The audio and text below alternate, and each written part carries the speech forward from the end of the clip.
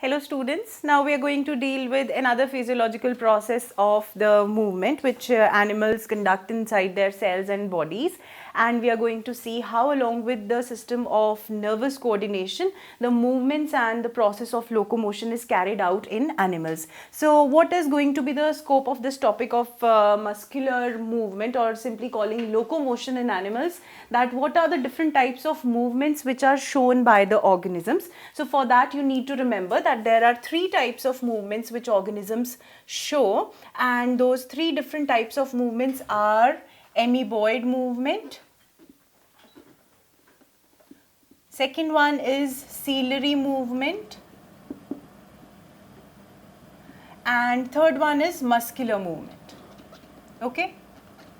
So in terms of these different types of movement shown by the organisms are able to perform the functions of movement, and along with that another process known as locomotion. So you must be knowing, because you are quite grown up students, I need not explain you that what is the difference between movement and locomotion. This is movement and this is moving from one place to another, where the position where the organism is initially present, it changes to another position, that is known as locomotion. Now this movement, it typically involves the movement of the cells or the tissue, and the very important tissue, animal tissue, which is involved in the movement is known as muscular tissue.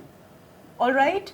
So the muscular tissue plays a very important role when we talk about movement in higher animals like mammals and amphibian, and those animals which typically show the movement. We see them, we see their locomotory action in the process, and the three types of different movements we have discussed. Now let us take into account what is in the case of amoeboid movement, what is in the case of ciliary, and what is there in the case of muscular movement.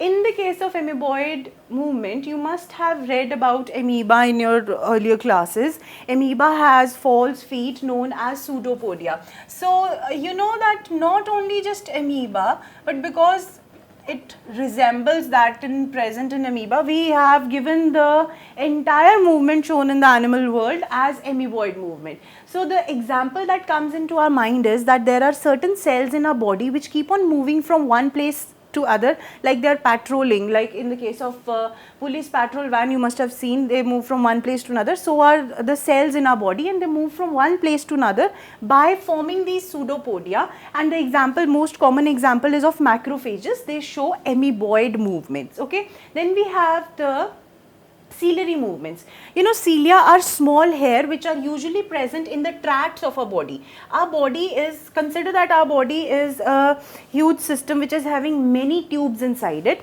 and the inner lining of the tubes is usually lined by cilia. Cilia are small hair-like projections which are present in the empty spaces of the tubules or the tubes which are present inside the body, and whatever movement of particular cell or nutrient or a particle has to take place, that would be accompanied by the movement of the cilia which would be present. Now the third type of movement, which is quite visible, this movement that I am doing over here, the movement that you must have done with your hands in order to open this lesson, that movement is carried out by muscles. Okay, and muscles are made up of muscular tissue. We have studied about animal tissue, that is a muscular tissue is an important animal tissue, one of the four animal tissues that we study. These muscles are further of three types. We have discussed that as well.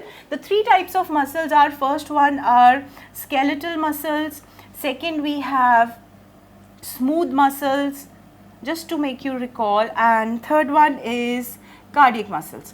These muscles are important for bringing about the movement, and along with these muscles, with the nervous system and the chemical coordination, we are enabled to carry out locomotory functions by our body. Okay, and these two muscles are playing an important role for various physiological processes, but what we are concerned about here is the movement, and we are going to take into account in great detail the skeletal muscles. So what is going to be the scope of this entire chapter that we are going to study is that the structure of skeletal muscles would be studied in detail.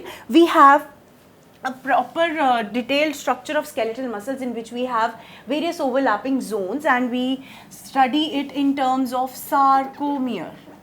Okay, that is the functional unit of a skeletal muscles, and that is what we study. Then we have inside the sarcomere how the movement is being brought. We have the sliding filament theory, which explains how each sarcomere overlaps onto the other one and brings about contraction and relaxation of the muscles. That is studied under sliding filament theory. Then we have red and white, it is red and white muscles, which depends, whose classification depends on the basis what type of the pigment is present. More is the pigment which is present in the muscles, it would appear reddish, and if the pigment is not much present, it would appear white. And then we have actual action potential study, that how the action potential is being generated, how that twitching causes the movement, what is the action potential or what would be the stimulus, and how that stimulus would be taken up by this skeletal muscle and bring about the contraction and relaxation, because ultimately it is all about ionic balance that is to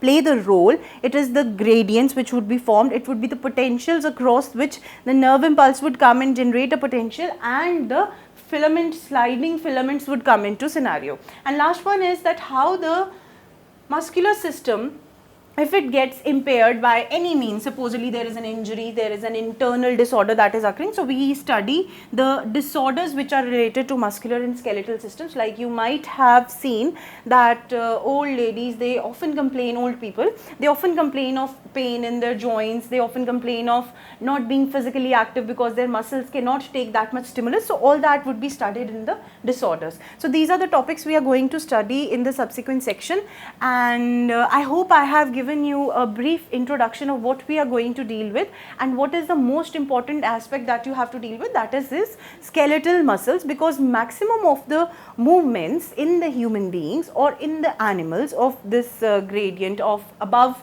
the amphibians or even the lower fishes and all that movement would be brought about by muscular tissue, and this muscular tissue along with nervous tissue would bring about locomotory movements as well. Thank you.